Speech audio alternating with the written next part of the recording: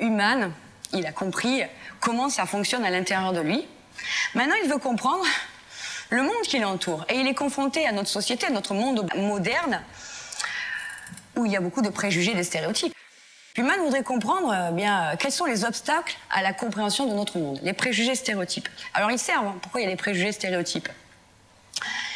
Ils servent à évaluer les autres, à évaluer les symboles et les cultures des autres. Donc on évalue les autres, c'est une chose.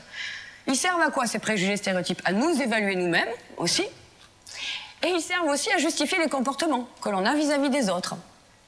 Ça sert à ça. Alors, un préjugé, ça veut dire quoi? Préjugé, ça veut dire juger d'avance. Les premiers préjugés commencent à l'âge de 3 ans. Commence tôt. Les premiers préjugés, à l'âge où on prend conscience des différences. Les premiers préjugés s'inscrivent à ce moment-là. Les préjugés sont très résistants au changement. Ils sont transmis dans l'éducation parce qu'il y a beaucoup d'affect dedans.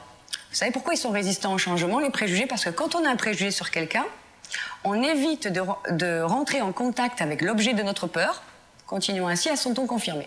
Du coup, on peut avoir des préjugés toute une vie, sans en changer à un seul moment. Juste vous donner un exemple qu'en fait, que les préjugés stéréotypes, ça nous sert énormément pour comprendre le monde qui nous entoure. Je vais vous donner un exemple. Marie entendit la camionnette du vendeur de glace au bout de la rue. Elle pensa à l'argent reçu pour son anniversaire et courut à la maison. Je vous demande, qui est Marie? J'ai entendu une petite fille. Est-ce que je l'ai dit? Qu'est-ce qui a fait que vous avez déduit que c'était une petite fille? Vos préjugés et stéréotypes.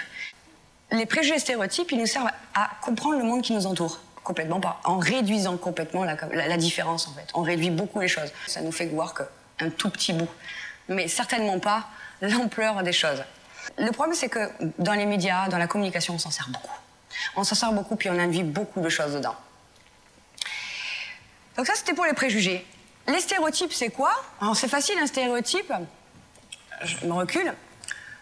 Un stéréotype, c'est quoi l'opération mentale? On sélectionne quelques traits, parfois qu'un seul. Par exemple, les filles doivent faire de la danse. Voilà. Les garçons doivent faire du football.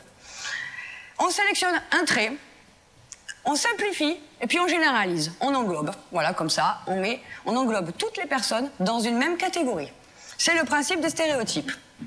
Pourquoi mettre des individus dans des catégories? Parce que Human se pose quand même la question. On divise les individus en groupes parce qu'il semblerait que nous possédons le besoin d'être différents des autres.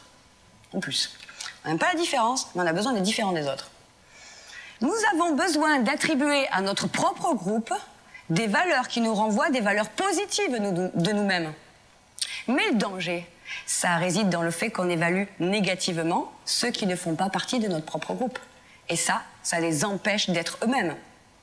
La compréhension, le respect de l'autre, ça implique la reconnaissance que chacun a quelque chose de bon à offrir, que pour en tirer parti, il faut faire un effort de dialogue, de transformation, de compromis, de sélection.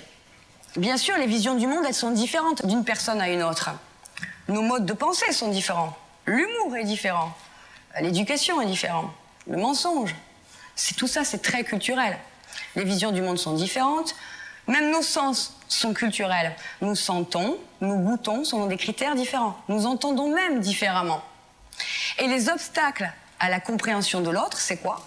C'est les préjugés, les stéréotypes. Bon, il y en a d'autres des obstacles, mais dont ceux-ci.